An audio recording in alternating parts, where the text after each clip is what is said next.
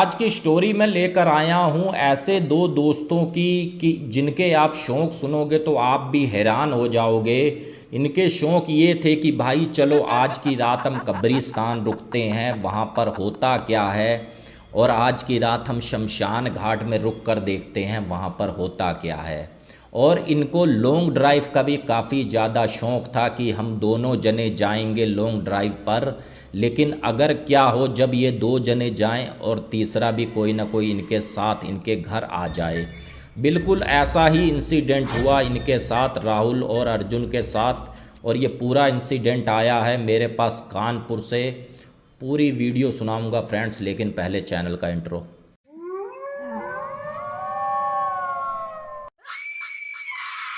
Friend आप सबको मेरी नमस्कार, मेरा नाम है अजय और मैं इस चैनल पर हॉरर वीडियो, देवकीय चमत्कार और लोक कथाएं आपके लिए लेकर आता हूं।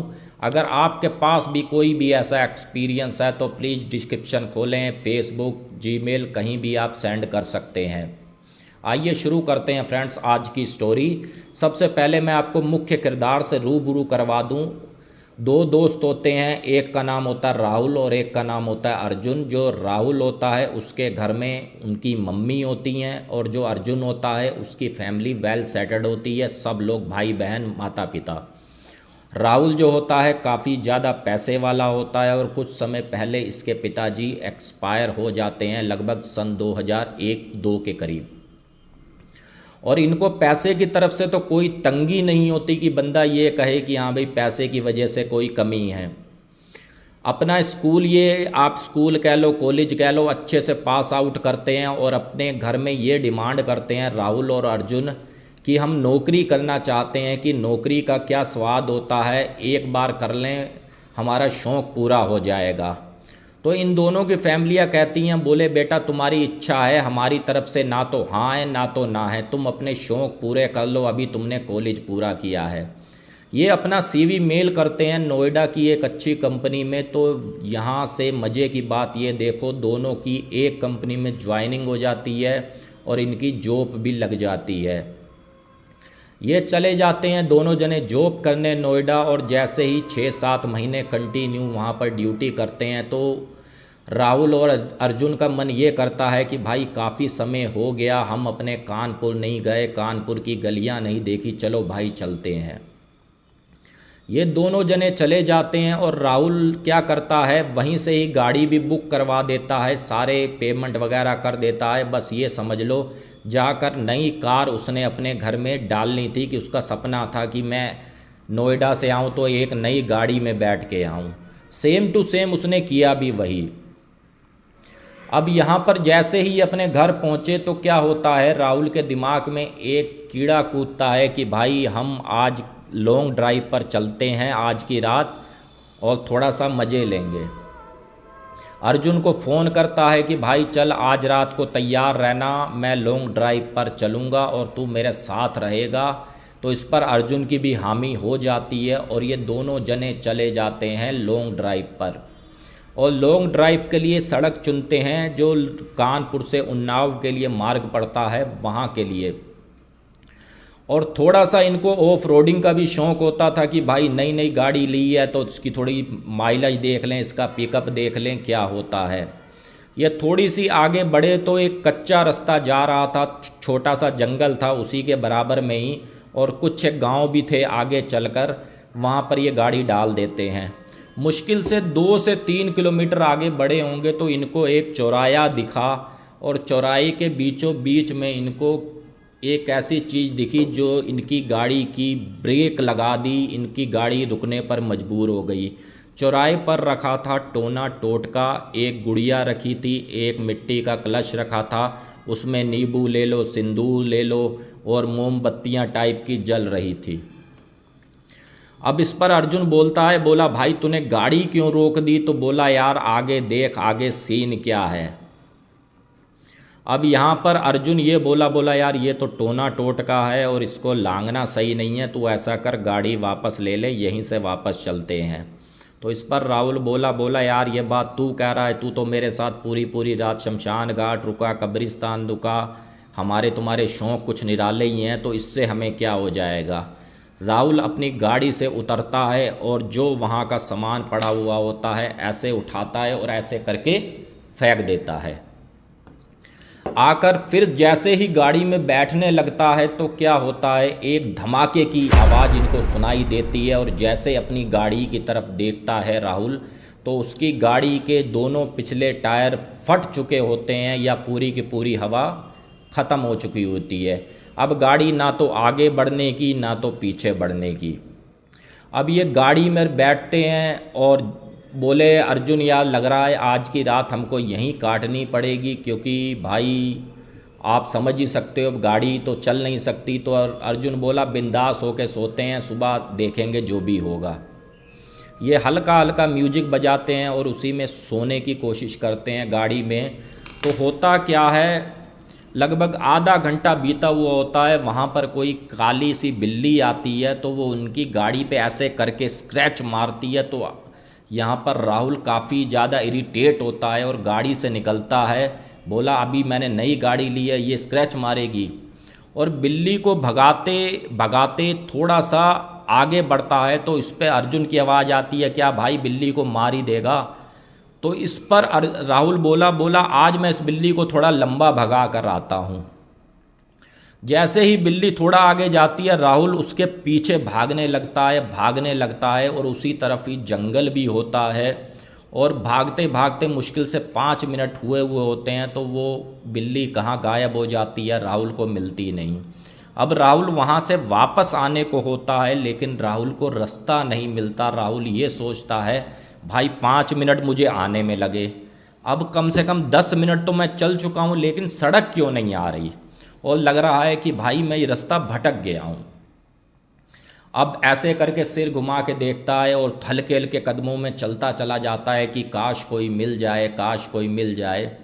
तो एक काफ़ी पुराना वहाँ पर बरगद का भी पेड़ होता है, तो वहाँ पर एक लेडीज खड़ी हुई होती है, बुढ़िया खड़ी हुई होती है। तो इस पर राहुल ये सोचता है लग रहा है ये वो जो लाइटें दिख रही हैं थोड़ी दूरी पे, ये उसी गांव की आंटी है। चलो इससे पूछता हूँ तो मेरा जो बाहर निकलने का मुझे रास्ता मिल जाएगा, नहीं तो रात भर मैं जंगल में भटकूंगा, सही नहीं है। तो वो 2 बार आंटी से पूछता है और आंटी कोई जवाब नहीं देती। तो इस पर राहुल कहता है ना जवाब दे, मैं खुद ही निकल लूँगा। काफ़ी ज़्यादा कोशिश करने के बाद राहुल को सड़क मिल जाती है। और राहुल घुसा तो गाड़ी के आगे वाली साइड से था और निकला पीछे वाली साइड से था। इस पे अर्जुन बोलता है, बोला लग रहा है कि आज तो मेरा भाई बिल्ली को मार के ही आया है और इतनी देर लगा दी। तो इस पर राहुल कहता है यार बिल्ली तो हाथ नहीं आई, लेकिन हमको कुछ ना कुछ सीन ऐसे मिले हैं जो हम घूमते थे कुछ क्रीपी करते थे, वैसा ही मुझे जंगल के अंदर कुछ नज़ारे मिले हैं। तो इस पर अर्जुन कहता है चलो भाई क्यों ना आज कुछ ऐसा ही करें, यहाँ पर गाड़ी में बैठे बैठे रात तो कटनी नहीं। ये दोनों जने निकल जाते हैं गाड़ी की, इस बार सामने वाली साइड से नहीं जाते, उसी रास्ते से घुसते हैं पीछे वाली से, क्योंकि राहुल को वो रास्ता थोड़ा बहुत याद हो चुका होता है। ये उसी बरगद के पेड़ के पास जाते हैं, वही बुढ़िया खड़ी हुई होती है। उस बुढ़िया से इस बार अर्जुन कहता है अम्मा हमें ये बताओ यहाँ पर कोई अगल बगल शमशान घाट है? तो अम्मा कहती है, बोले बेटा तुम्हें शमशान घाट का क्या करना है, रात के 10 सवा 10 बज रहे हैं, तुम कहाँ के रहने वाले हो और यहाँ क्या कर रहे हो?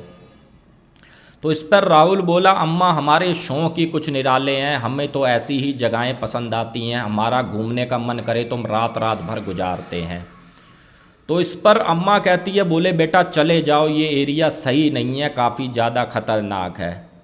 तो ये दोनों जने उस बुढ़िया की कह लो, उस अम्मा की कह लो, मजाक बनाने लगते हैं। तो अम्मा को भी अब ये लगता है कि भाई ये ऐसे नहीं मानेंगे।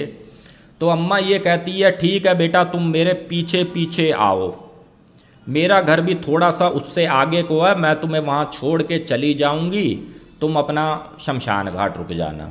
चलो जी, ये दोनों जने ठीक पीछे पीछे अम्मा के जाते हैं और जैसे ही शमशान घाट होती है और चिता जल रही होती है और हल्की हल्की उस समय ठंड भी पड़ रही होती है, क्योंकि ये बात है नवंबर के करीब की लगा लो, नवंबर लास्ट की।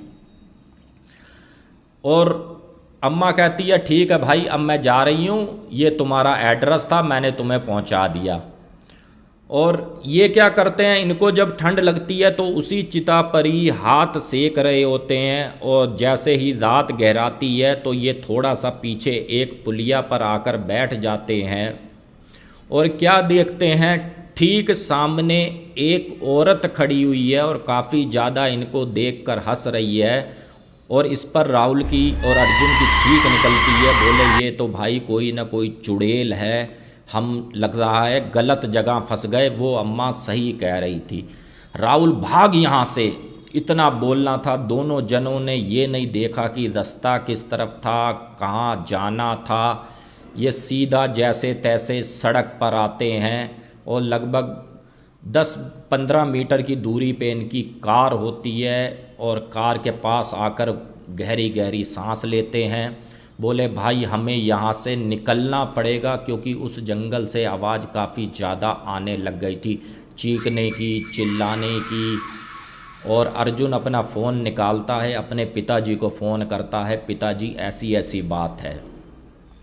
उसके पिताजी कहते हैं बेटा अपनी लोकेशन मुझे सही से बताओ, मैं ड्राइवर को भेज देता हूँ, ड्राइवर तुमको ले आएगा। ड्राइवर को भी आने में आधा घंटा लगता है। और जैसे ही ड्राइवर आता है उसको ये बोलते हैं भाई ये हमारी गाड़ी खड़ी है, तो यहीं रुक जा, मेरी नई गाड़ी है, अभी इसका नंबर भी नहीं आया, और गाड़ी की चाबी दे दे, हम लेकर निकलते हैं। अब जैसे ही गाड़ी लेकर वो निकलते हैं तो होता क्या है, अर्जुन को घर छोड़ा जाता है और राहुल का घर लगभग आप लगा लो 3-1 किलोमीटर पे घर था। अब यहाँ पर राहुल को नींद भी आ रही थी, क्योंकि पूरा इंसिडेंट होते हवाते रात के 1:30-2 बज गए थे। राहुल की जैसे ही झपकी लगी तो एकदम से उसकी गाड़ी से कोई लेडीज टकराई और गाड़ी की जो साइड होता है ना, जो आप शीशा देखते हो, वो शीशा टूटकर नीचे गिरा। और इस पर राहुल काफ़ी ज़्यादा घबराते हुए गाड़ी से उतरा। बोले आंटी जी क्या हो गया आपको, ज़्यादा चोट तो नहीं लगी, इस टाइप का काफ़ी ज़्यादा बोलने लगा। आंटी बोली बेटा कुछ नहीं हुआ, मुझे ज़्यादा चोट नहीं लगी। आंटी जी आप अपना घर का पता बताओ, इतनी रात गए आप सड़क पर क्या कर रहे हो, मैं आपको घर पहुंचा देता हूं। जैसे ही वो घर का पता पूछता है, औरत से पूछता है, तो वो औरत सुन्न हो जाती है। बोले बेटा मेरा घर मुझे याद नहीं है। तो यहाँ पर राहुल क्या करता है, सीधा अपने घर ले जाता है आंटी को। और जब उसकी मम्मी दरवाज़ा खोलती है तो अपनी मम्मी को बात बताता है कि रास्ते में मेरे से गाड़ी से ये आंटी टकरा गई थी और इनको अपना घर का एड्रेस याद नहीं है, इसीलिए मैं इनको अपने साथ ले आया हूँ। तो इस पर जो राहुल की मम्मी होती है वो कहती है बेटा तुमने सही किया, इसको घर ले आए। अब जैसे ही ये घर आते हैं तो इत्तेफाकन क्या होता है, अभी मुश्किल से आधा घंटा हुआ होता है, राहुल के बॉस का फ़ोन आ जाता है। बोले राहुल भाई मैं तुमसे माफ़ी मांगता हूँ, लेकिन ये वाली फ़ाइल का थोड़ा सा काम कर दो, क्योंकि ये एकदम से ऊपर से मेरे को ऑर्डर आया है कि ये फ़ाइल भरनी है और इस फाइल के तो कलाकार तुम ही हो। तो इस पर राहुल कहता है सर टाइम तो देख लो इस समय। तो उसका बॉस कहता है मैं आज सारी बात तुम्हारी समझ रहा हूँ, मैं हर बात से तुम्हारी एग्री करता हूँ। बोले भाई ये करवा दो, मैं तुम्हारा प्रमोशन भी करवा दूँगा, तुम्हारी तरक्की भी करवा दूँगा। राहुल कहता है ठीक है। अब राहुल अपने घर में जब इंटरनेट चलाने की कोशिश करता है तो रेंज भी नहीं आती, और क्या करता है कि चलो जी फाइल और अपने कानों की लीड लेकर वो छत पर चला जाता है। और उधर उसकी मम्मी सो रही होती है और बरामदे में वो बुढ़िया जो लेकर आए होते हैं वो सो रही होती है।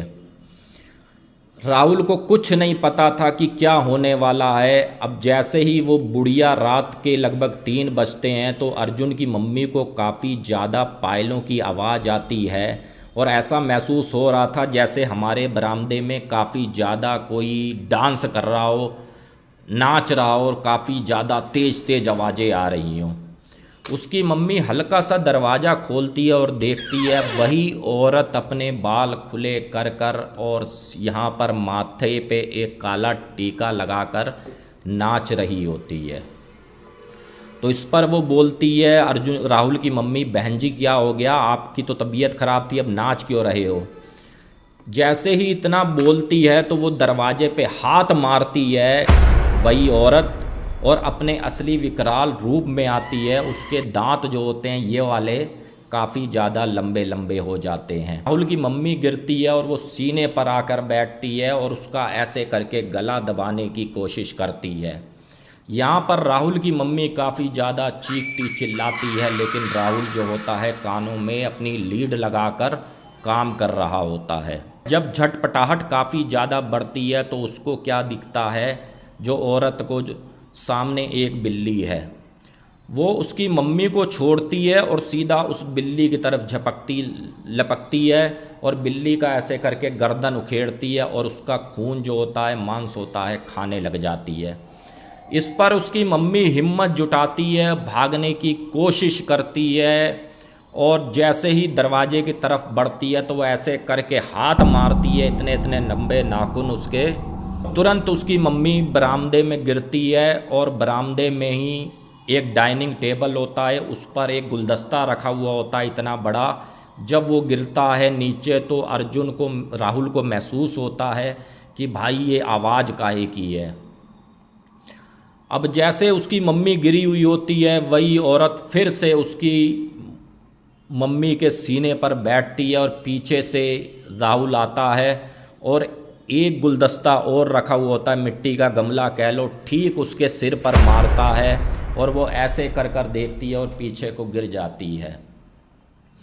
अपनी मम्मी का हाथ पकड़ता है और दरवाजे के बाहर कर देता है और पुलिस को बुलाया जाता है और पुलिस को सारी बात बताई जाती है। 2 पुलिस वाले आते हैं, उसके साथ 2 लेडीज पुलिस आती है।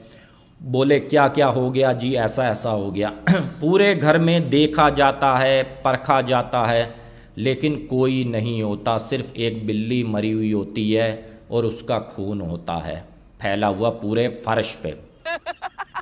और 2 दिन बाद जब पुलिस आती है घर में, अपनी जांच निकलवाती है, तो पुलिस ये कहती है हमने आपकी भी जांच निकलवाई है, आपकी मम्मी को नींद में चलने की आदत है और थोड़ा दिमागी इनकी स्थिति सही नहीं थी आज से 7-8 साल पहले।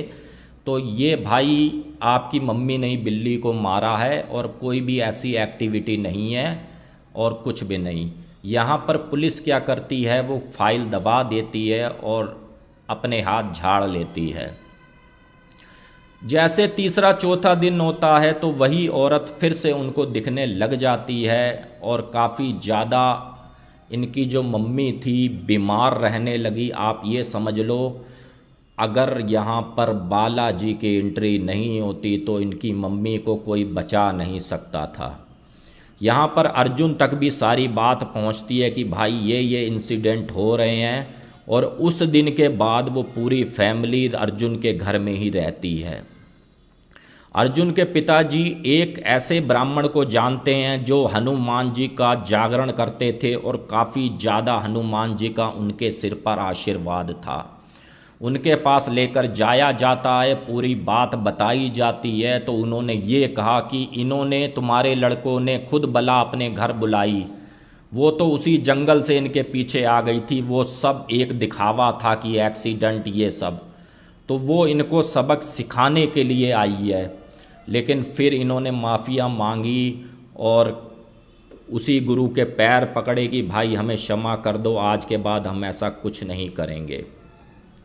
वो पंडित जी ये बोलते हैं कि आप हनुमान मंदिर जाओ, वहाँ पे सिंदूर चढ़ाओ, चोला चढ़ाओ, सब कुछ करवाते हैं। घर में बुलाया जाता है, घर का बंधन होता है, एक हनुमान जी की प्यारी सी फ़ोटो लगाई जाती है, लहसुन प्याज बंद करवाया जाता है, और आज की तारीख में ये सब ठीक है। नहीं तो इनकी मम्मी भी मैं आपको बताऊं 2 महीने हॉस्पिटल में एडमिट रही थी। जैसे ही आंखें खोलती थी वही औरत उसको दिखती थी, फिर से बेहोश हो जाती थी। तो फ्रेंड्स, ये कहानी हमको भेजी है अर्जुन ने ये कहा था, अजय भैया ये जो हमारे उल्टे सीधे शौक़ थे हमने सब बंद कर दिए, और ये पूरा इंसिडेंट हमारे साथ हुआ था सन 2007 में, 7 के नवंबर के करीब इन्होंने बताया है ये पूरा इंसिडेंट हुआ था।